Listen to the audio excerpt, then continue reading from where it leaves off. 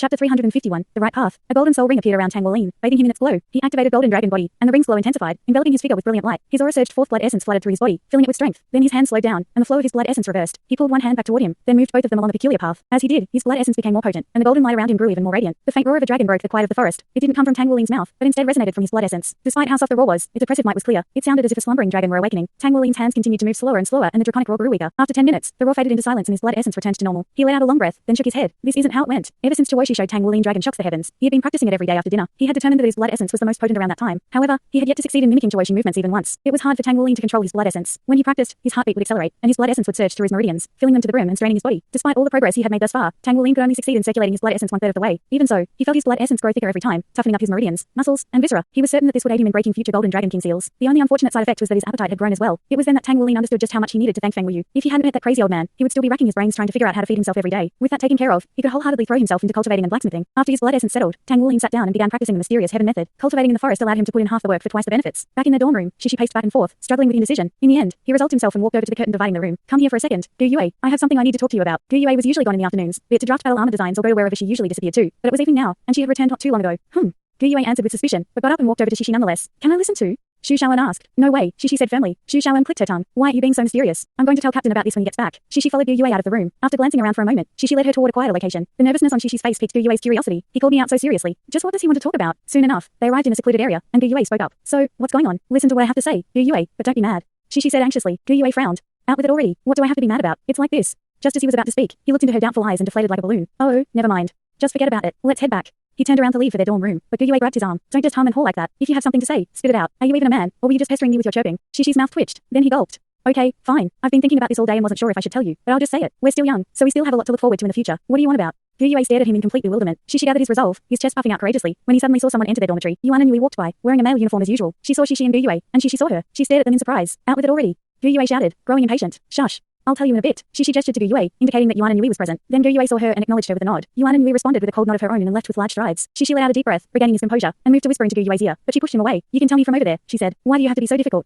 Shishi said grumpily. Gu Yue raised an eyebrow. Who's the annoying one between the two of us? Are you going to tell me or not? Fine, fine. I'll tell you now. Shishi looked around, checking for any eavesdroppers. Wolin and Yue's Heng Yu have an improper relationship with each other. Quite a distance away, Yuan and Yui was just about to enter her room. Her was hand on the doorknob when her ear suddenly twitched, and she went stiff. Meanwhile, Gu Yue just stood there in utter stupefaction. She regarded Shishi with a blank stare. What do you mean by improper relationship? Shishi lowered his voice. Do I really need to explain? It's exactly as you think. I never expected Captain to swing that way, but he's still young. I'm sure we can still bring him back to the correct path. If I'm not mistaken, you like him, right? We need to think of a way to fix this. Maybe there's some remedy for it. If we can't fix it, then Captain is. Gu Yue took an unsteady step backward. In no way. He never showed any signs of that. That's impossible. Are you sure you're not just imagining it? Shishi grimaced. I saw Captain in Yue's Heng Yu's room today. Yue's Heng Yu tore his clothes from him, and it looked like he was rubbing him somewhere near his stomach. I didn't see anything more than that, but it was clear to me. Gu Yue immediately went pale. Without another word, she ran like the wind, heading straight to the grove. Left behind, Shishi scratched his head awkwardly. He saw where she was running off to, and worry welled up inside of him. He let out a long sigh. Captain, I'm doing this for your sake. We might be free to do whatever we want here, but if you do that, Gu Yue would just be too pitiful. Gu Yue rushed toward the grove like a mad gale, fully aware that this was where Tang Wolin meditated every day. She was certain that he was there right now. The moment she entered the grove, she found Tang Wolin sitting at its center. Huh? Tang Wolin cried out in surprise. Gu Yue! Gu Yue approached him in an instant, grabbed him by the lapels of his shirt, and shook him. Why? Why are you doing this? The shaking held Tang Wolin's brain, and it took him a moment to get over his confusion. What did I do? Gu Yue's lips quivered, her face ghostly white as she stared at him with soulless eyes. Why do you like men? What's so good about men? Tell me. Why? Tang Wolin was stunned. Who told you I like guys? Where'd you get that idea? Gu Yue, why are you thinking about such things at our age? We're students. Our job is to diligently study and cultivate. Aren't we working toward becoming battle armor masters? Just what has been going on in that head of yours? His words left her in a daze. But, Shishi said you. Then she suddenly realized something. She was far more familiar with Tang Wolin than Shishi was, and she was certain he had never shown any signs of veering toward that path. Realizing the error of her impulsive actions, she blushed a furious crimson. This misunderstanding had caused her to embarrass herself. She bit her lower lip, then stammered out what Shishi had told her. She. Tang Wolin seethed with anger. Now that he knew who caused this commotion, he turned toward the dorm and flew off. Gu Yue stood there in a daze, watching Tang Wolin leave. After a moment, she couldn't help but giggle. His angry face is cute too. Tang Wolin burst through the door to their dorm room, his face a stone mask devoid of emotion. Shishi looked up to see who had arrived, concern flashing on his face when he saw that it was Tang Wolin. Captain, did you see Gu Yue? Shishi asked. She was just looking for you. Chapter 352, Tower Attack. Yeah, I saw her. Tang Wolin nodded. Shishi, I really have to thank you for what you did. How about we go out for a moment and you explain what happened? We're good brothers, aren't we? There shouldn't be any misunderstandings between us. Upon hearing Tang Wolin's words, Shishi sighed in relief. He shot up from his bed and followed Tang Wolin outside. Just beyond the curtain dividing the room, Shu Shaoan stared at the door in confusion. What happened today? They're all acting so strange. After closing the door behind them, Tang Wolin headed for a secluded location with Shishi in tow. Captain, it's good that we're getting this matter out in the open, Shishi said as they walked. It's easy to get confused at our age, and Yue's Heng Yu isn't a good guy either. If it weren't for him, would the misunderstanding between Yuan and I have occurred? Well, don't worry. I won't tell anyone your secret. Actually, I have nothing against you for having that kind of preference, but I still think girls are the best. So, what did you want to tell me? Yeah, sure. Tang Wolin replied. That makes sense. They soon turned a bend, arriving in the forest that separated the working student dormitory and Spirit Ice Plaza. Shishi wore a carefree smile as he walked over to Tang Wolin and patted him on the shoulder. You really scared me though. So what happened between you and Yue's Heng Yu today? I happened to catch a glimpse of you two while I ran some errands. Otherwise I'd still be in the dark. Tang Wolin smiled in response, but it didn't quite show in his eyes. See, Captain, what are you doing? A shiver ran down Shishi's spine, and he stumbled backward. Fear and suspicion began creeping into his heart. Hey, Didn't you say you were going to explain things to me? Tang Wuling cracked his knuckles. Explain things your ass. No. Captain, please, have mercy. Miserable screams pierced the serenity of night's embrace. Back at the dorm, Gu Yue entered her room and flopped onto her bed. She thrust her face, still flushed crimson, into her blankets. Big sis Gu Yue, you're finally finished. What is it that all of you are hiding? Xu Shaoan asked, pouting. I thought we were friends. Gu Yue glanced at her. If you don't know, that's probably for the best. Where's Shishi? Captain came back and took him outside to talk. He said he had to explain something to Shishi. To clear up some sort of misunderstanding? What's that all about? Xu Shaoan asked curiously. After a moment of hesitation, Gu Yue went over to Xu Shaoan and whispered into her ear. The longer Xu Shaoan listened, the wider her eyes opened. They eventually got to the point where they were almost popping out of their sockets. In no way. Shishi's just talking out of his ass. I bet he's feeling miserable right about now. Gu Yue nodded. No, not just miserable. He probably regrets being alive at all. Half an hour later, Tang Wuling walked in with Shishi slung over his shoulder. He threw Shishi onto his bed, snorted, then climbed into his own. Silence reigned on the other side of the curtain. Shishi's face twitched with pain as he lay on his bed. No bruises or wounds could be seen on his body, but his convulsing limbs betrayed his suffering. Then, without warning, Gu Yue's voice cut through the air. Shishi. Don't you need to explain things to me as well? The ice in Gu Yue's voice made Shishi's eyes open wide. His entire body began to spasm violently, and terror grasped his heart. The remainder of the evening passed quietly. The usual chirping of crickets wouldn't be heard. Instead, a constant slap of fist against flesh softly resounded in its place, the calming rhythm lasting well into the night. Early the next morning, Gu Yue returned to the dorm just as Tang Wuling and Xu Shaoan finished practicing with their purple demon eyes. Her entire being seemed refreshed and free of all pent-up stress. She walked over to Tang Wuling and Xu Shaoan. Wuling, I made a few inquiries at the Spirit Pagoda for Shaoan and discovered that students at Shrek Academy can get spirit souls by means other than purchasing them. There's even a way to get higher quality spirit souls. Considering Shaoan's situation, she absolutely has to get a 1,000-year spirit soul, but such a spirit soul would cost an astronomically high price, and it isn't even guaranteed that she'll get one that's suitable. There's another method to get spirit souls at the Spirit Pagoda, but it's much more difficult than simply gathering funds. Oh, what method is that? Tang Wuling asked. Xu Shaoan, on the other hand, stared at the two of them with a strange look on her face. The way they acted, pretending as if the song of pain from last night hadn't been sung, clearly surprised her. The tower attack. Gu Yue answered. The Spirit Pagoda has it set up so that it's possible to get a 1,000-year spirit soul from the tower attack. They built a spirit soul tower with 108 floors and different defense mechanisms on each one. If we conquer a floor, we'll get the opportunity to purchase the spirit soul found on that floor at a 50% discount. There are only two types of people who can do the tower attack: members of the Spirit Pagoda or prodigies that the Spirit Pagoda has bestowed its approval upon. I can help Shaoan with getting approved, but I can't help her clear the tower myself, since different soul masters need different kinds of spirit souls, and also taking support type soul masters into account. The Spirit Pagoda allows the tower attack to be done in teams of up to 7 people. As a result, the difficulty is also tailored to fit a 7-man team. The first 18 floors are filled with 1,000-year spirit souls, but the strength of those souls increases with every floor. The Spirit Pagoda has populated each floor from the 18th to the 36th with 10,000-year spirit souls that it has collected over the years. 100,000-year spirit souls can be found from the 36th floor onward, and the final 9 floors supposedly contain the spirit souls of the strongest soul beasts to ever exist. The Spirit Pagoda only allows soul masters aged 30 or under to participate in the tower attack, so even a member of the Spirit Pagoda like me won't be able to enter the tower to get spirit souls once they pass the age of 30. From then on, we'll have to buy them. I heard that Shrek Academy also has a way to grant spirit souls, but that privilege is reserved for those in the inner court. Right now, our best bet is to gather some people to help Shaoan clear the tower. It'll be a learning experience for us as well. What do you think? No problem. Tang Wuling replied instantly. Of course I'll help. Ugh. How come I never knew about something as great as that until now? A voice groaned from the side of the room, and a person walked over. It was Shishi, but his face was so bloody and swollen that, if the others hadn't known him for years, they wouldn't have been able to recognize him. Tang Wuling had shown him some mercy by avoiding his face when he beat him, but Gu Yue hadn't been nearly as kind. Gu Yue glanced at Shishi. I only found out after coming here. The tower attack is only available here at the headquarters of the Spirit Pagoda, and no other spirit soul tower exists on the continent. Even the Spirit Pagoda's staff members need to undergo strict audits before they can be approved for entry. Tang Wuling turned to Xu Shaoan. It's settled then. When do you want to go? The audits will take several days, so I think our next day off should work. Gu Yue interjected. We still need to prepare and find 3 more people. If we want to get as far up the tower as we can, we'll need a full team of 7. Wuling, I'll let you handle the search for more team members. I'm sure you'll find the best people to join us. All right, I'll go think about who to invite. Are there any specific requirements for our teammates? Yeah. The ages of everyone on the team have to fall within a range of 3 years. Tang Wuling furrowed his brow. The first person to pop into his mind was Wu Zhangkong. He knew for a fact that their teacher had yet to turn 30. If they could bring him, then the first 18 floors would pose no problem. However, it was clear that the Spirit Pagoda has foreseen such situations and created rules to prevent people from gaming the system. Then we can only invite people from our grade or the 2nd grade. How about Yuan and Yui? Shishi flubbed with his swollen face. Tang Wuling looked him in the eye. She'd be a pretty good choice, but considering how rocky our relationship is at the moment, would she agree to come? Chapter 353, 91%. Although Yuan and Yui only had 3 soul rings, she was a force to be reckoned with. In fact, with her 2 great martial souls, the likelihood of her strength surpassing the 4 ringed Wisujuos was high. Let me think about it first. If we're looking for someone from our class, then Wisujuo, Luo Dixing, Shu Yicheng, and Yang Niangsha each fit the bill. But if we want someone from the 2nd grade, then our choice is cut short to only Yuan and Yui and Yue Sangyu. This event was a rare opportunity that would be packed full of new experiences. It was set in stone that the 4 teammates from the original class 0 would be going together for the last 3 spots on their team. However, Tang Wuling would choose from a pool of 6 people. After mulling it over some more, he was hit with a sudden idea, his eyes lighting up. However, he didn't voice it for now. Captain, whispered Xu Shaoan. Actually, I don't really want to ask for help from people in our class. Tang Wuling looked at her in bewilderment. How come? Everyone in our class is competing against each other, and at the end of the academic year, 10% of the class will be expelled. I don't want to reveal the spirit soul I obtained on my Star Wheel I staff so early. Besides, we can do the tower attack whenever we want. I don't want to put myself in a disadvantageous situation before the end of the term. Due to Xu Shaoan's weakness in one-on-one combat, she had to be especially prudent, hiding several tricks up her sleeve. Tang Wuling nodded. That makes sense. Then we're down to only Yuan and Yui and Yue Sangyu. We're still missing one person. It's fine though, I have someone in mind. If he's up for going, then he'll be a major asset to our team. Who is it? Xu Shaoan asked curiously, taking care to look for eavesdroppers. Tang Wuling whispered a name to his companions. As the words left his lips, Xu Shaoan's eyes glistened and Gu Yue and Shishi gestured their approval. All right, now I'll see if I can persuade Yuan and Yui and Yue Sangyu. Amen. Okay. Tang Wuling banged on the door. Who is it? Yue Sangyu called out from inside. It's me. Yue Sangyu opened the door, still wearing his pajamas, eyes full of sleep. He stifled a yawn. Why are you bugging me so early in the morning? What do you want? I have something I want to talk with you about. Fine. Come on in. Yue Sangyu ushered Tang Wuling into his room. The difference between his current attitude and yesterday's was day and night. So, how did the appraisal go? Yue Sangyu rolled his eyes. Just how greedy do you think I am? Tang Wuling chuckled. What? You're a sign of the Holy Angel clan. Why would I be afraid of you stealing from poor little me? Yue Sangyu's laugh was sharp as a knife. I see now. Wuling, shouldn't we be good brothers to each other? As he said this, he moved to wrap his arm around Tang Wuling's shoulder. Tang Wuling sidestepped in one fluid motion, dodging the incoming physical contact. His plan to reveal his status as a 5th-rank blacksmith yesterday had worked out perfectly. Minus Shishi getting the wrong idea. With the mishap fresh on his mind, Tang Wuling was desperate not to act in a way that would birth a new misunderstanding. His reputation couldn't take another hit. If you have something to say, then say it. Don't go groping me. Tang Wuling glared. Taking a step back, Yue Sangyu said, all right, so it's like this. I had your jade silver appraised and I found out its harmony rate is really high. 91%. Are you sure you're the one who forged it? Tang Wuling nodded. Of course. Then can you forge more metals with the same quality? How would I know? The harmony rate is affected by my mood that day, the quality of the metal, and all sorts of other tiny factors. Do you have any idea how hard it is to forge spirit alloys? Yue Hengyu let out a dark laugh. Of course.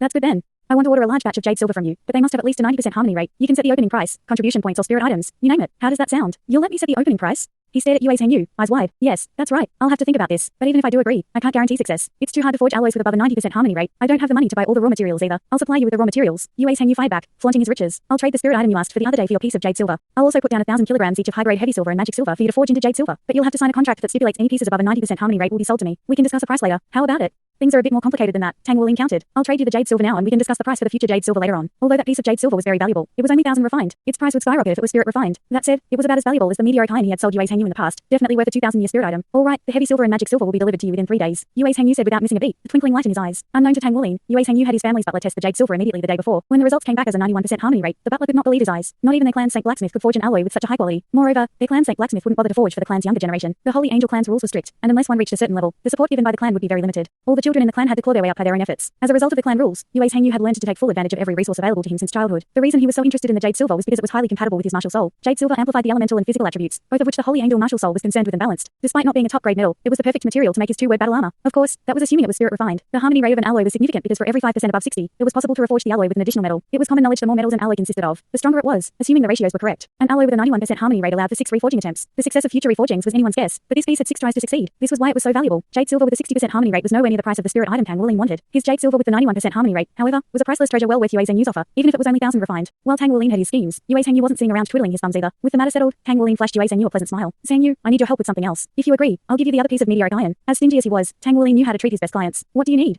Yue Hengyu asked. Are you familiar with the Spirit Pagoda's Spirit Soul Tower? Of course I know. Are you going to do the tower attack? Aren't all your soul rings already 1,000-year? Yue Hengyu asked, puzzled. Since Tang Wuling had a purple spirit soul, he had automatically obtained his 3rd soul ring when he made his breakthrough. For the time being, he had no need for another spirit soul. It's not for me, but my friend. She's also a working student and her name's Xu Xiaoan. She's ready to get her 3rd ring, but needs another spirit soul to do so. You're strong. Will you lend us a hand? No problem. Yue Hengyu answered in delight. I've been wanting to exercise my body. Tang Wuling chuckled. Achieving his goal, he casually tossed the promised piece of meteoric iron to Yue Hengyu. I've paid you now, so make sure you get me my spirit item. As for the jade silver matter, let me try it out first. We can discuss a price when I actually manage to forge another one of that level. Yue Hengyu was powerful. Although he wasn't quite Yuan and Yui's match, he didn't fall too short of her. The Holy Angel martial soul combined high offense, support, and control into one deadly package. The fallen angel didn't lose out to the Holy Angel in terms of offense or control, but wasn't able to provide support to the vast majority of soul masters. After leaving Yue Hengyu's room, Tang Wuling glanced at the door leading to Yuan and Yui's chambers. In his moment of hesitation, he decided not to disturb her. Their paths crossed every morning anyway, courtesy of busy student life, and they attended classes in the same building. There was still time to talk to her later. Chapter 354, Yuan and Yui's condition. Shrek Academy's curriculum was by no means simple. The available lectures spanned a wide variety of topics. However, there were few assessments of learning. The students were responsible for making sure they thoroughly understood the material. The academy followed an old saying, the master shows the door, but the student walks through it. Every student of Shrek Academy was a genius, so a teaching style fit for geniuses was necessary. Everyone spent their afternoons consolidating their knowledge, cultivating, refining their bodies, studying, or practicing their professions. Everyone had their own path, so none of the teachers could tell students how to cultivate. Students could ask a teacher if they had any questions, but this cost contribution points. It only took a few days for new students to realize the importance of contribution points. Contribution points could buy the very best cultivation resources that Shrek Academy had to offer, but without them, one would get nothing. In the case of the latter, the only thing students could do is earn points or work hard cultivating the old-fashioned way. Plant-type soul masters like Tang Wuling could spend their contribution points on entrance to a special cultivation space called the Boundless Forest. This forest was constructed by Shrek Academy, and it was filled with every plant imaginable. It practically pulsed with life. If a plant-type soul master cultivated there, their cultivation speed would double. However, entry came at a steep price. An hour in the Boundless Forest cost 500 points. Back when they first entered Shrek Academy, Yuan and Yui bought Tang Wuling lunch in exchange for his services. Tang Wuling managed to save points that way, and he later used those points to try cultivating in the Boundless Forest. The effects of that miraculous phase had been clear to him. In the time he spent there, both his soul power and blue silver grass grew far more than they would have in the outside world. Tang Wuling had calculated the cost efficiency of using the Boundless Forest. He came to the conclusion that, if he continued using it every day, it would only take him at most 3 years to reach rank 40, and that was a conservative estimate. The academy offered everything its students could ever need. Even the selection of spirit items here surpassed that of the auctions in the outside world. However, federal coins were useless in the academy. Only contribution points were accepted. Every student lacked contribution points. The thought of exchanging points for federal coins never crossed their minds. Although Tang Wuling was embarrassingly short on points at the moment, he was happy enough that he no longer had to worry about food expenses. He currently devoted all his time to improving his forging skills and had no time to think about making a profit. Amidst the hustle and bustle of student life, everyone trudged forward, one step at a time. They all prayed and worked hard, desperate to not be one of the first students facing expulsion. Shrek Academy gave the students just as much freedom as it did stress. This was the only way that one's potential could truly blossom. Tang Wuling was busy. Gu Yue was busy. Xu Xiaoan and Xu were busy. They understood where they stood among their peers. They knew they couldn't relax for even a moment. This was clearest to Xu Xiaoan. Back at EC Academy she had been lazy, and that laziness had compounded. Now that Tang Wuling had surpassed her, out of the 4 of them, she was the weakest. Are you there, Yuanan?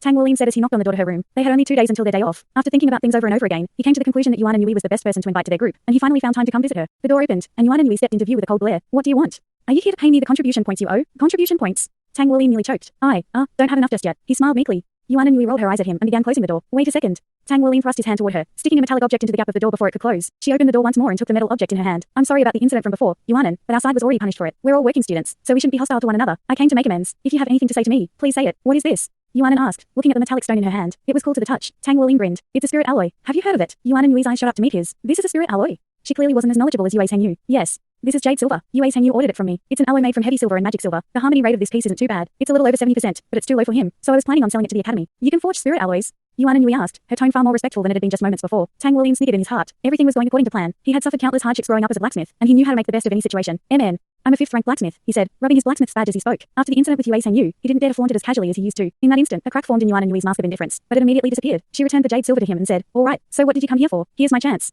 Tang Wuling smiled. You were my first client, and I remember my promise to sell you first-rate 1,000 refined metal at a cheap price. That promise still holds weight, and I came here because of it. I'll come forward for you whenever you need it. You don't have to pay me either. Just consider it part of what I owe you. His words eased her stern expression. MN. There's something else I wanted to talk to you about. Tang Wuling continued. Xu Shaoan is ready to get her 3rd ring, but she needs to get a new spirit soul as well. We're planning on bringing her to the spirit pagoda to climb the spirit soul tower and help her get a strong spirit soul. As of now, we still need one more person to round out our team, so we would like you to join us. We aren't asking you to help for free, of course. I'll spirit refine a metal or forge a spirit alloy of your choice afterward. Spirit soul tower. Yuan and Yui's eyes lit up. Yeah, the Spirit Soul Tower. I've always wanted to build a good relationship with you. After all, out of everyone in the 1st and 2nd grades, you're the strongest. If you're willing to help us, our chances of success will be far higher. Shaoan is weak, and we don't want to see our comrade get expelled at the end of the year. So, please, help us. All right, I'll go with you. Huh? Tang Wuling never thought she would agree so easily. I don't want your spirit refining or spirit alloy though. We can talk about that in the future. I have a different condition for my help. Yuan and Yui's eyes twinkled as she stared at Tang Wuling. A different condition? He echoed. I want approval for the tower attack. Tang Wuling's heart bumped, and when he realized the meaning behind her words, unblurted, you've already reached rank 40. Yuan and Yui had 3 purple soul rings and 2 powerful martial souls. The only reason she would want approval for the tower attack was to get another spirit soul. Only the spirit soul tower offered spirit soul suitable for martial souls as great as hers. She's only 15, yet she's now rank 40. I can't even dream of reaching rank 40 by the age of 15. Tang Wuling would turn 14 in half a year. He didn't have a shred of confidence when it came to reaching rank 40 in just a year and a half. Even if he spent every waking hour cultivating in the boundless forest, he still believed he had no chance of getting to rank 40 in such a short time. Chapter 355. Little fatty became a big fatty. That's my only condition. If you agree to it, then I'll go. Yuan and Yui's expression gave no room for negotiation. I can't give you an answer to that right now. I'll have to discuss with my friends first, said Tang Wuling. MN.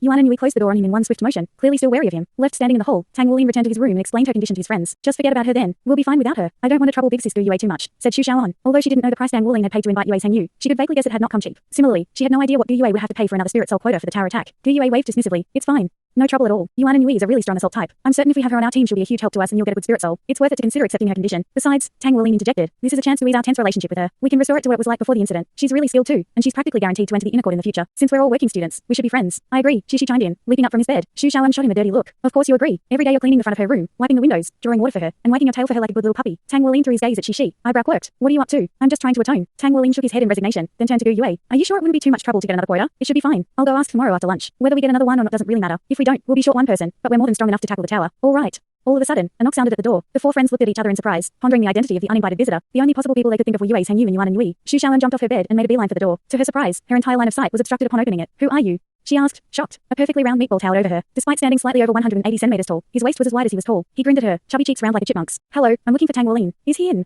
His voice was gentle and pleasing to the ear. Hearing his name, Tang Wuling approached the doorway. You're... He had a guess as to who the visitor was from their voice, but upon laying eyes on the meatball before him, he grew unsure. It's me, Shu Lizzie. Tang Wuling was stunned. In the past few years they hadn't met. The little fatty had grown into a big fatty. Come on in. Tang Wuling quickly waved him over to the boys' side of the room. Apart from nighttime, when they retired, the curtain dividing the room was kept open. Shu Lizzie swept his gaze from Tang Wuling and Shishi on the left to Gu Yue and Xu Shaoan on the right, surprise painting his face. Why you guys are rooming together? The 2 girls immediately blushed crimson, glaring at him once they recovered themselves. Tang Wuling pointed at the curtain dividing the room. It's not what you're thinking. We're sharing this room because the living conditions for working students aren't good. Shu Lizzie nodded in understanding. You really surprised me when you called me the other day. I never expected you to join Shrek and even become a working student. Congratulations. Also, don't worry about how fat I've gotten. I just ate something I shouldn't have eaten, which made me inflate like a balloon. Tang Wuling had decided on Shu Lizzie for their 7th man a few days prior. Considering the utility of Shu Lizzie's martial soul, there was no better choice. As an inner court student, Shu Lizzie could be counted on for his abilities as a food-type soul master. Having tasted Shu Lizzie's buns in the past, Tang Wuling was aware of their incredible effects. In fact, they were especially beneficial for him, restoring his depleted blood essence, so he could continue using more of his Golden Dragon King abilities. With Shu Lizzie's support, his strength would increase by 30%, not to mention how his teammates would benefit. The missing cog of their machine had been a pure support-type soul master. Unlike Yuan and Yui and Yue Heng Yu, Shu Lizzie had jumped at the opportunity to help Tang Wuling with no strings attached. And today, he had personally come to visit. Shu Lizzie, what's the inner court like compared to the outer court? Asked Xu Shaoan. Shu Lizzie awkwardly scratched his head at the question. It's not really that different. The teachers are just stricter. Things are slightly relaxed for me though. Since I have a food-type martial soul, the only thing I have to focus on is cultivating soul power every day. That's about it. His mouth suddenly widened as he clapped once. Oh yeah, I heard the inner court is being reformed soon. I'm not too clear on the details though. With how low my cultivation base is, there's a good chance I'll be kicked into the outer court. It looks like the inner court might change their acceptance requirement to battle armor masters from now on. Honestly, I'm not sure what to do. You're coming to the outer court. Tang Wuling's eyes lit up. Shu Lizzie was about their age, so if he were to enter the outer court, there was a high possibility he would join the 1st grade, which was great, as there was no one who liked Shu Lizzie's martial soul more than Tang Wuling. Shu Lizzie chuckled. I don't know yet. Anyway, did you say you guys are going to do the tower attack? Have you decided a time yet? I've already freed up my schedule on our day off, so just give me a call and I'll come running. Xu Shaoan was touched by his sincerity. Thank you. I can't thank you enough for agreeing to help me. Don't worry about it. I didn't have anything planned anyway. He blushed when he saw Xu Shaoan's teary-eyed expression, doing his best to hide his bashfulness. All right, let's go eat then. Lizzie, I'll treat you to dinner. Due to how fat he was, Xu Lizzie's eyes were normally crescents, but at the mention of food, they opened wide. He vigorously nodded, rows of fat from his chin rippling. Yeah. Let's go. You know, I still can't forget the taste of that baked fish. It was so good. She slapped his forehead. These two really are a pair of gluttons. The closer they got to their destination, the more apprehension crept into his heart, causing sweat to drench his back. He pictured the disastrous scene of the two gluttons tearing through the dining hall, shuddering. Nothing would be left. Although the dining hall always had extra food in stock for extreme situations, ever since Tang Wulin had stepped foot into the area, the staff were forced to increase their stockpiles. Because Shu Lizzie was accompanying Tang Wulin today, without a doubt the dining hall stores would be eaten clean. Shu Lizzie's appetite had grown to match his body size over the years, rivaling Tang Wulin's hunger on a regular day. However, Tang Wulin's ability to eat, light as it had been, was amplified by the joy he felt reuniting with Shu Lizzie. The two were evenly matched in the art of gorging, revealing the true extent of their gluttonous tendencies in each other's company. In order to thank Shu Lizzie, Shu Shaoan took it upon herself to ferry over a continuous stream of dishes. Soon, a mountain of dirty dishes piled high before them, the dining hall completely devoid of any morsel. But they were still not satisfied. Hey, I didn't get to eat my fill. Shu Lizzie patted his belly as he flashed a silly smile at Tang Wulin. Tang Wulin forced out a bitter one. Me neither. I remember you couldn't eat more than me before, but it looks like your appetite has grown even faster than mine. You're amazing. Shu Lizzie chuckled. Back then, I couldn't accept that I lost to you in eating, so I immediately began gorging myself when I got home. I strove to eat as much as I could every day and surpass my stomach's limits. By coincidence, my cultivation speed increased quite a bit as well, but unfortunately, so did my waist size. Hee hee. I really envy you. You don't get fat no matter how much you stuff yourself. You should train your body. Being too fat isn't good for you. I'm fine. Like I said before, I'm this fat right now because I ate something special and couldn't slim up afterward. It looks like I'm stuck this way now. Well, let's go then. We can eat some more in the city. I know it like the back of my hand, and there's this amazing noodle place I have to take you to. We'll get 10 bowls of noodles each. The bowls are really big and the noodles are delicious. Go on without us. Yue groaned, rubbing her face with her hands. During their meal, she had been earnestly reflecting on Wu Sijuo's words, and had acknowledged the mental and physical fatigue watching Tang Wulin's gorging brought. Free in their own world, Tang Wulin and Shu Lizzie happily left for the city to eat noodles, arms wrapped around each other's shoulders as they rejoiced. For gluttons like them, it was a true miracle to find a comrade, and was a manner worthy of celebration. In fact, Tang Wulin decided to indulge himself a bit today and take some time off from cultivating to eat with Shu Lizzie. In any case, eating also benefited his body. Chapter 356, The Miracle of Food. A sign that read-founding noodle shop hung above the entrance to a store. A fragrant aroma wafted from that entrance, filling Tang Wulin's nose and making his fingers twitch. Boss! Shu Lizzie shouted. A stout, middle-aged man with a rugged appearance walked out of the store. He had a stern look on his face, which was accented by his short hair and bronze complexion, and wore black pants and a black button-down gown. He carried himself like a royalty, as if daring anyone courageous enough to talk back to him. Yet, as soon as he saw Shu Lizzie, his expression softened and a smile formed on his lips. Ah, little fatty, you've returned. He exclaimed. Yep. I'm back to eat some of your delicious noodles again, and this time I brought my friend, Tang Wulin. I really missed your wife's succulent noodles. I want to order 10 bowls for each of us. The extra big bowls. By the time he finished speaking, Shu Lizzie was already drooling. The boss turned his gaze to Tang Wulin in astonishment. This little brother is going to eat 10 bowls as well? Yep. He can almost eat as much as I can. Shu Lizzie pulled Tang Wulin into the noodle shop as he spoke. He's my food buddy. Founding noodle shop wasn't very large at all, but its furniture and decorations were exquisite. They lent an air authenticity to the noodle shop. Tang Wulin may not have known much about architecture or furniture, but he could tell that this place emphasized the elegance of simplicity. Customers filled half of the shop, all eating quietly. Although the dishes the customers were enjoying appeared simple, the aroma coming from them told Tang Wulin otherwise. The smell alone was enough to elicit a growl from both his and Shu Lizzie's stomachs. The boss led the two of them to a private room in the very back of the shop. The room was quite large, and an unassuming table sat in the middle of it. Upon closer inspection, however, one would notice the remarkable amount of detail in its craftsmanship. Take a seat, the boss said. He then turned and left, and a few minutes later, he returned with a bowl in each hand. Both were over a foot in diameter and held generous portions of noodles. Before the bowls even arrived at their table, a sumptuous smell of chili peppers struck Tang Wulin and Shu Lizzie, soliciting a growls from their stomachs. Their hunger was back in full force. The boss placed the bowls in front of the two of them, and they examined the food like ravenous beasts. The noodles were thin but wide, drenched in slightly sour-smelling meat sauce that sang to their souls. Then a wave of spiciness rolled from the peppers, mixing with the sour scent and making Tang Wulin and Shu Lizzie go mad with desire. The two gluttons immediately began slurping up the noodles, and both could tell that they had been cooked to perfection, and not the slightest bit past. Each bite brought joy to their taste buds. Wave after wave of noodles coated in fatty meat juices sliding down their throats. Neither Tang Wulin nor Shu Lizzie spoke. At that moment, their bowls of noodles became their world. Each noodle that entered their stomachs filled them with comforting warmth. Sweat began to pour from Tang Wulin as he ate. He could feel his blood essence surge throughout his body. These noodles are amazing. He turned to look at Shu Lizzie, and he was met with a smirk. You can tell, right? Boss's noodles aren't just any noodles.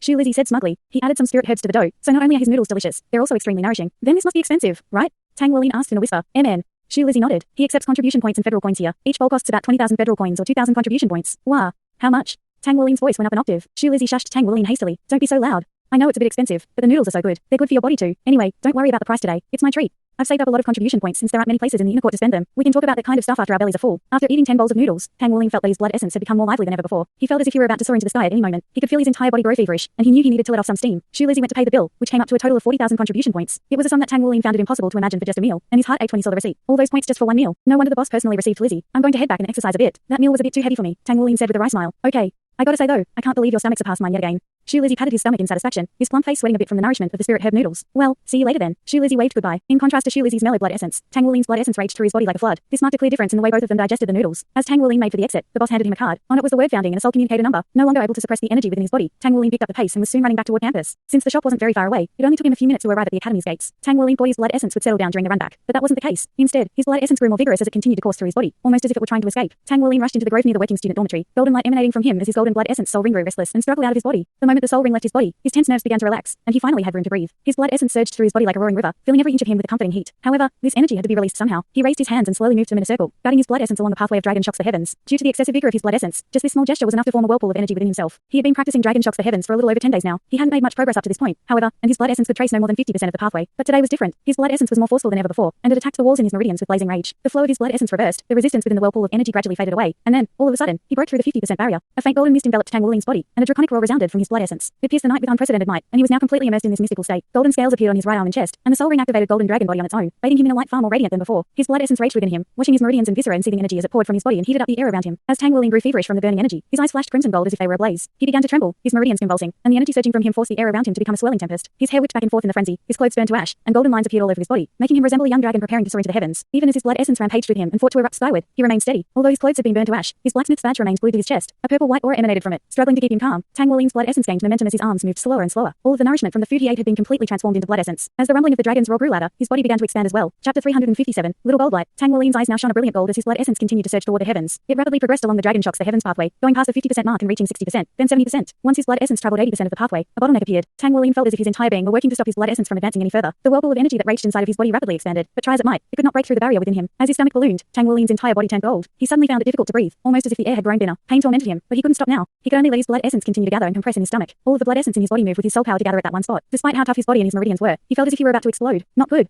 My energies are deviating. Tang Wuling knew he had acted too impulsively. His blood essence was currently too wild for him to practice dragon shocks the heavens. His actions were a far cry from progressing step by step. He was advancing by leaps and bounds. As positive as this was, it had also led to his current crisis. A few days ago, he visited Chawoshi seeking guidance. Chawoshi had told Tang Wuling that he would help him advance to the next level once he could feel 60% of the circulation pathway. Yet he had rushed straight through 80% of the pathway. He had yet to learn what to do from here and now faced a fatal problem. If his energies completely deviated, he truly would explode. Fool. A voice suddenly resounded in his mind. Reversing the flow of your blood essence is indeed a way to refine both your viscera and meridians, but you were too hasty. You were nowhere near ready to break through. Divert some of the energy to your spirit soul. It was the voice of old Tang. Once again, he appeared at a critical time to save Tang Wuling. Spirit soul? That's right. I have gold light. At his bidding, gold light slithered out of Tang Wuling's body and coiled around his torso. Gold light gently absorbed a portion of Tang Wuling's blood essence, thin threads of gold leaving him and entering the snake. Tang Wuling's body quickly returned to normal, and he was no longer in danger of cultivation deviation. If his raging blood essence had broken past his meridians and moved on to attack his viscera, his life would have been in danger. Now, however, his blood essence gradually calmed to the point that he could once again control its flow and direct it throughout his body. Warmth washed over him, soothing his pain as everything returned to normal. Don't be so impatient next time, old Tang said sternly. Take your time and slowly improve your body. It is a marvelous treasure, one you must care for by progressing one step at a time. Only by advancing at a steady pace will you be able to endure. With the danger averted, Tang Wuling drifted into a deep meditative state. The sun was rising from the horizon when he awoke, and his body was damp dew. He noticed that his senses were sharper than before. The life force of the grove surrounding flora seemed to linger around him, and he could hear the voices of the plants more clearly than before. Immediately after that, he sensed the presence of someone nearby. He could even discern their steady breathing. He turned to that person, a short distance away from Tang Wuling, still wearing her school uniform. Yue sat at the base of a tree. Her legs were oriented to her side, her eyes were closed, and her long eyelashes were wet with dew. Soft morning light washed over her, bathing her in breathtaking radiance. Although he had never considered her particularly beautiful in the past, at this moment, the sight of Yue seized Tang Wuling's heart. He stared at her in a daze, burning this scene into his mind. Then Yue's voice snapped him out of his reverie. You're awake, I see, she said. She slowly opened her eyes, meeting his gaze with a warm smile as she stretched her body. Why were you sleeping here?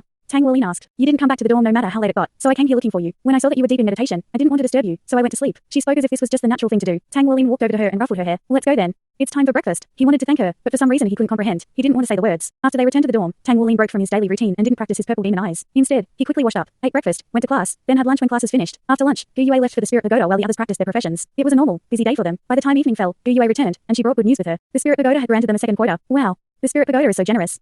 She was beaming as he gave a thumbs up. His bruised face had almost completely healed. With Yuan and Yui's condition fulfilled, they could now count her as a comrade in the tower attack and were all the more confident because of it. I'll let her know then, Tang Wuling said. Tomorrow's our day off, so what time do you guys want to go? Yue thought for a moment before answering. Going too early would be bad, so how about after breakfast? Sounds good to me, Tang Wuling replied. Xu Shaoan quietly clenched her fists, her eyes shining with determination. Her friends rarely spoke words of encouragement to her. They encouraged her with their actions instead. She understood that she was the weakest member of their team, the one most likely to be expelled. While she might not be as strong as Yue or Tang Wuling, he still had twin martial souls and could hold his own in battle. Xu Shaoan and her star wheel staff, however, were only useful at night. I have to do this no matter what. I can't drag my friends down. Clouds filled the sky the next morning, their shadows painting the city in bleak colors. In spite of this, the working student dormitory was as lively as ever. Everyone gathered together after eating breakfast. The plump shoe Lizzie instantly grabbed Yue's Henyu and Yuan and Yui's attention. Twice as wide as an ordinary person, he was simply too large to overlook. Yuan and Yui stood off to the side, away from the rest of the group, and especially Yue's Henyu. On the other hand, Yue's Henyu stood beside Tang Wuling, whispering into his ear. Xu Zhan was nervous as she stood there waiting for everyone else. Gu Yue, however, was the very definition of serenity. She looked almost as anxious as Xu Shaoan, but for a completely different reason. He occasionally snuck glances at Yuan and Yui, but never drummed up the courage to walk over to her. He was afraid of being beaten to a pulp. Tang Wuling clapped his hands twice, attracting everyone's attention. All right. Since everyone is here now, let's get ready to go. First thing we need to do is plan our approach to the tower attack today. Does anyone have any suggestions? Tang Wuling looked at Yuan and Yui. She was the strongest of them all and was a member of Tang Wuling's usual team. Yuan and Yui shook her head. I don't have any.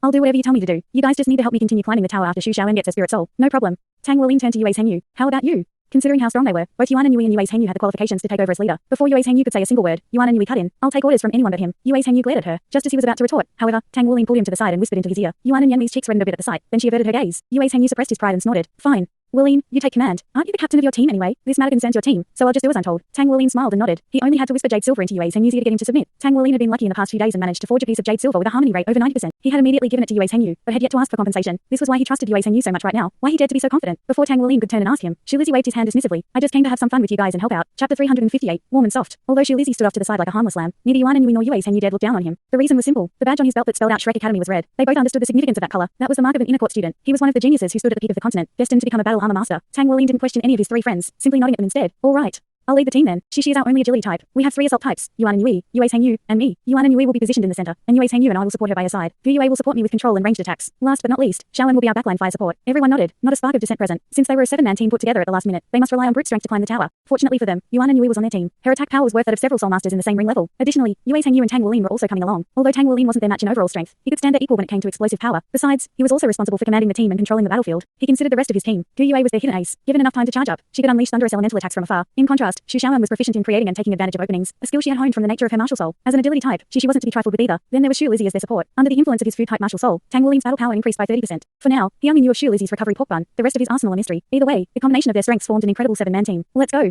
The 7 teammates departed for the campus gates. Before Tang Wulin could call for a taxi, a luxurious business van pulled up to their feet. The door to the driver's side opened. Yue's Hangyu's butler stepping out to open the passenger side for them. Flashing Yue's Hangyu a thumbs up, Tang Wulin turned to face the rest of his teammates. Hop in. Yue's Hangyu sat in the front and the rest shuffled into 6 seats behind him. Normally, 6 seats would have been more than enough for him to ride comfortably, but Xu Lizzie's plumpness occupied a seat and a half. Tang Wulin sat in the middle row, lodged in between Xu Lizzie and Gu Yue. Yuan and Yui and Xu Xiaowen sandwiched Qishi in the back row. It forced him to sit shoulder to shoulder with Yuan and Yui. His heart thumped in his chest, his mind unable to forget the forbidden scene he had witnessed. If you have any lewd thoughts, I'm going to kill you, whispered Yuan and Yui. A shiver went down his spine and he hastily said, No. There's no way I would think that. His voice came out louder than expected, and the 3 sitting in the middle row flashed him an inquisitive look. Xu Xiaowen doing the same. Apart from Xu Lizzie, who wasn't aware of the background story, the rest understood the situation. All eyes on her. Yuan and Yui immediately flushed crimson. She was still dressed in a male uniform, her masterful makeup skills masking her blush. She blanched. 2 fingers pinched his thigh, rotating the flesh a full 180 degrees. He covered his own mouth to prevent himself from screaming in pain. Everyone watched him with helpless smiles, not a single person speaking up in his defense. In truth, he wasn't the only one embarrassed. Tang Wulin found himself in a similarly awkward situation. Xu Lizzie was simply too fat. His excessive size forced Tang Wulin toward Gu Yue, pushing him against her, but this wasn't enough to offset Xu Lizzie's body mass. Gu Yue had no choice but to angle her body and lean toward the window, no choice but to sit on Tang Wulin's thigh. There were occasional bumps as the van sped down the road, rocking those within it. As their positions moved with each bump, Tang Wulin and Gu Yue's faces began to flush. The tender warmth of flesh against flesh carried heat to their cheeks, awkwardness filling the air between them, but there was nothing they could do. They couldn't adjust their seating arrangements while the van was in motion. As a last-ditch effort, Tang Wulin tried to push back into Xu Lizzie, but the fat refused to budge. Tang Wulin could feel the beat of his heart, the dryness of his mouth, and the butterflies fluttering about in his stomach. Never had he felt this way before. He was only 13 years old, at the start of puberty. He was still ignorant of the matters between boys and girls. All he could do was sit straight as an arrow, trying his best to avoid eye contact with Gu Yue. Soon they left the inner city, speeding toward the iconic Spirit Pagoda headquarters. All was quiet within the van. Qishi had regained his normal complexion and sat like a child afraid of imminent punishment, hands clasped tightly on his knees and head hung low, not daring to look up at Yuan and Yui. The smell of youth was in the air. After 40 minutes on the highway, they finally reached the Spirit Pagoda. Shrek City was truly enormous. The van cruised to a stop. As soon as the doors opened, Gu Yue burst out. Tang Wulin could still feel her warmth on his thighs, and her scent lingered, but he finally had some room to breathe. He let out a relieved sigh as he exited the vehicle. The Spirit Pagoda stood right before him. He had to crane his neck just to take in its entire magnificence. Even so, he could not see the top of the pagoda. The upper half of the building pierced through the clouds, only its silhouette vaguely discernible from that point onward. It was a surreal image for him. Following his actions, the others disembarked one after the other. Those who were visiting the Spirit Pagoda headquarters for the first time were similarly caught in a state of awe. This was a location of absolute authority on the continent. All in all, Shrek City was the greatest city on the continent because of 2 main reasons: Shrek Academy and the Spirit Pagoda headquarters. If the 2 great organizations combined forces, even the Federation could only tremble before them. Shrek City was highly autonomous. Apart from the region surrounding the Spirit Pagoda headquarters, the entire city was solely self-governed. The Spirit Pagoda, on the other hand, was far more influential. It maintained a good, cooperative relationship with both the Federation and Shrek Academy. The Spirit Pagoda's council had wisely chosen to abstain from politics and to not control any soul masters. 36 members made up the entire core council. Not only that, it was run differently from the way large clans and other organizations were operated. Furthermore, some of the council members were sent by the Federation. Although numerous soul masters joined the Spirit Pagoda, the core of the forces under its command numbered less than 3,000. Coupled with the advancement of soul technology, these soul masters were no threat to the Federation. As such, the Federation and the Spirit Pagoda shared an amicable relationship. The Spirit Pagoda's founder, Spirit Douluo Yuao, founded the council system that allowed the Spirit Pagoda to persist for 10,000 years, and now it stood as one of the continent's greatest powers. No one knew how deep Shrek Academy's foundation ran, and the Spirit Pagoda's wealth and number of masters were anyone's guess. Chapter 359, Entering the Tower. No one knew just how deep Shrek Academy's foundation ran, and neither did anyone know how rich or how many masters the Spirit Pagoda had. Gu Yue, where's the Spirit Soul Tower?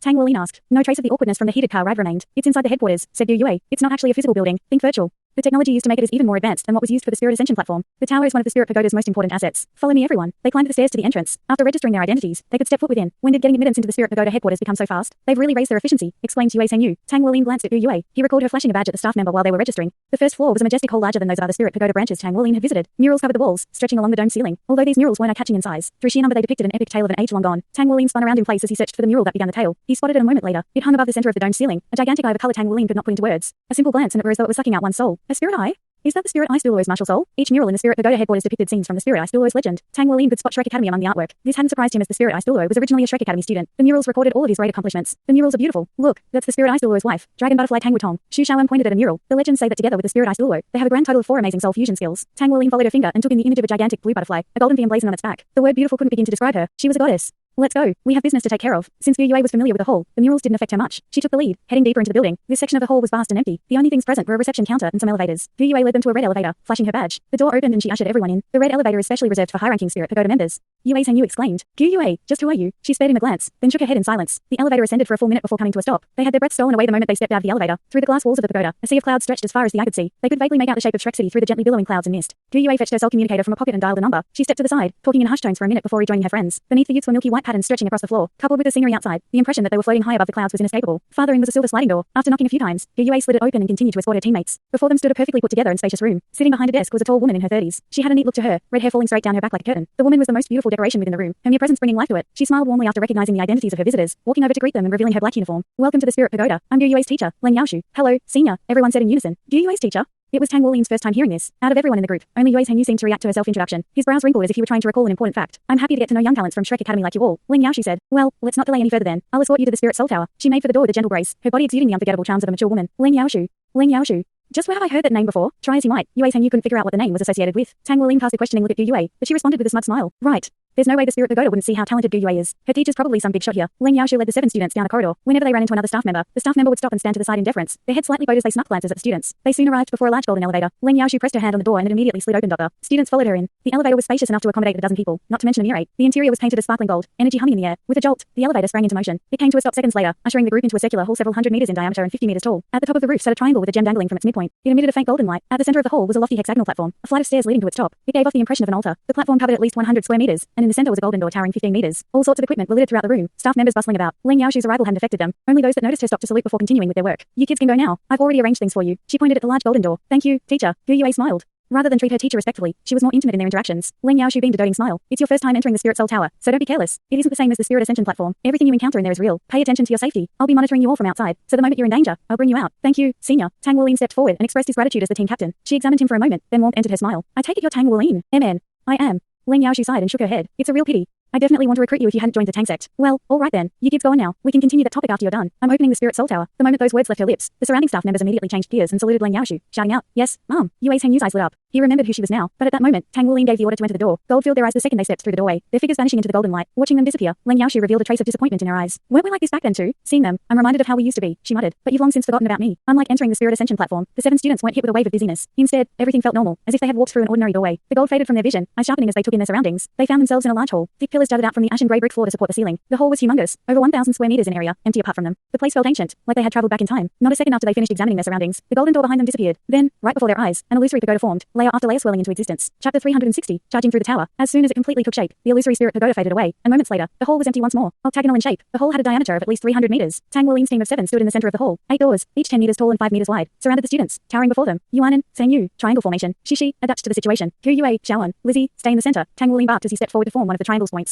Yuanan Yui and Yue Sangyu immediately did as they were told and moved into position, and 3 soul rings appeared beneath Shu Lizzie, all of them purple. Tang Wulin was certain that Shu Lizzie only had 2 yellow soul rings the last time he saw him. Shock filled him as he realized that Shu Lizzie's spirit soul had ascended. He knew just how hard it was for a food-type soul master to have their spirit soul ascend, especially when they already had 2 soul rings. I have a pork bun, Shu Lizzie muttered, and his first soul ring lit up. A pork bun appeared in his hands and he threw it to Tang Wulin, who caught it and devoured it 2 bites. Warmth filled Tang Wulin after eating the bun. His blood essence roared and his mind sharpened. He and Shu Lizzie truly were a perfect match. Shu Lizzie recited the chant several more times and distributed buns to the rest of the team. These pork buns restored their stamina and soul power, as well as providing some basic healing. Without looking back at Shu Lizzie, Tang Wulin gave him a thumbs up. At that moment, a low rumble resounded throughout the hall as all 8 doors slowly slid open. Just beyond the doors, dozens of green eyes peered through the darkness at Tang Wulin's team. They're wolf-type soul beasts, Shishi said. They excel at attacking in packs. Tang Wulin firmly met the gazes of the predatory eyes. His 3 purple soul rings rose up while blue silver grass began swarming out of the ground around him, swiftly slithering outward to cover a radius of around a dozen meters. Conserve your soul power. We won't have a chance to rest as we climb the tower, said Gu Yue. This was everyone's first time here. Even Yue Yu didn't have the strength to participate in the tower attack when he got his first soul. No one within a 3-year age range of him had been able to help him either, so there was no point in him even trying back then. After distributing pork buns, Shu Lizzie sat down on the floor and began meditating. He was no combatant. In spite of that, Tang Wulin had undoubtedly been right to invite Shu Lizzie. Although he couldn't fight, his support would allow them to endure longer and display even more strength. Soul beasts began pouring out of the doors. Wolves with dark green fur, emerald eyes. They were winged wolves, a type of soul beast usually found in forests. Despite the fact that none of them were powerful alone, they were terrifying in packs. Their strength lay in their numbers and how they didn't fear death. They would attack until either they or their prey were wiped out. Over 100 winged wolves surrounded Tang Wulin's team. The wolves slowly circled around the 7 students, gradually drawing closer and closer. This was just the first floor of the Spirit Soul Tower, and they were beginning to understand just what sort of challenges awaited them now. Stay back, everyone. Gu Yue and I will take care of this, said Tang Wulin. Yuan and Yui stood stock still while Yue Yu withdrew his soul rings. In order to advance as far as possible, they had to work as a team and take advantage of each other's strengths. The wolves drew nearer, but had yet to breach the domain of Tang Wulin's blue silver grass. They continued watching from the perimeter, patiently waiting for an opportunity to pounce. The 7 that made up Tang Wulin's team remained unmoving. The battle would begin the moment either side took action. Tang Wulin looked at the wolves with contempt, and the blue silver grass suddenly stirred, shooting out like vipers and binding several wolves. The grass then yanked the wolves toward Tang Wulin. A wall of earth erupted from the ground, protecting everyone but Tang Wulin, and the pouncing wolves crashed into it. As if he had just poked a hornet's nest, the wolves reacted instantly, swarming toward him in a ferocious onslaught. Wind wolves had the innate ability to lash out with blades of wind, and in the blink of an eye, hundreds of crisscrossing wind blades slashed at the earth wall. Most of the wolves, however, focused on Tang Wulin, and although he wasn't protected by the first earth wall, another sprang up to defend him from the slicing winds. He thrust his hands into that giant wall and hoisted it into the air, using it like a shield against the onslaught of attacks. All of the wind wolves pounced at Tang Wulin at the same time, but his second soul ring lit up. Spears of blue-silver grass skewered the closest ones midair. Many of the wolves were impaled through their stomachs by the grass spears, and all of them went rigid upon getting struck. At the same time, an icy light burst from the center of the earth wall, shooting 3 meters into the air and exploded into a storm of countless jagged icicles. A baptism of ice rained down upon the wind wolves, every single icicle aimed at their eyes. Death came for the wolves, raining from above and piercing up from below. Tang Wulin's blue-silver impaling array stabbed them from the ground, and Duyue's icicles speared them from the sky. Everyone knew that wolf-type soul beasts had bones as hard as metal, but their bellies were as soft as tofu. As a result, most soul masters took advantage of that. However, be it the lowliest soul beast or a tyrannical overlord, the eyes were always a weak point. If the icicles were just an inch off target, they would harmlessly shatter against the hard skulls of the wolves. However, they struck the eyes with keen accuracy. The grass spears swiftly withdrew and the earth wall collapsed. When Yue Tangyu and Yuan and Yui stepped out from the rubble, they only saw was a sea of corpses. The sight stunned them. Not a single wolf had survived. They understood how amazing such a feat was. After they were enclosed in the earth wall, Tang Wulin displayed powerful crowd control abilities and restrained all of the wolves. But that wasn't what amazed them. The truly amazing person was Du Yue, who had masterfully directed hundreds of icicles to pierce through the eyes of all the wolves. Not a single wolf didn't have an icicle sprouting from their eye sockets. They couldn't even begin to fathom just how much spiritual power she possessed. Even Tang Wulin, as familiar as he was with Du Yue, turned to look at her in surprise. Her spiritual power had definitely progressed by leaps and bounds once again. There was no way she would be able to control each and every icicle so precisely otherwise. Tang Wulin had thought that he and she would need to clean up the stragglers, but Du Yue proved him wrong. Thanks so much for watching this video. Don't forget to hit the like button and subscribe. Also leave a comment down below with suggestions on what novels to read.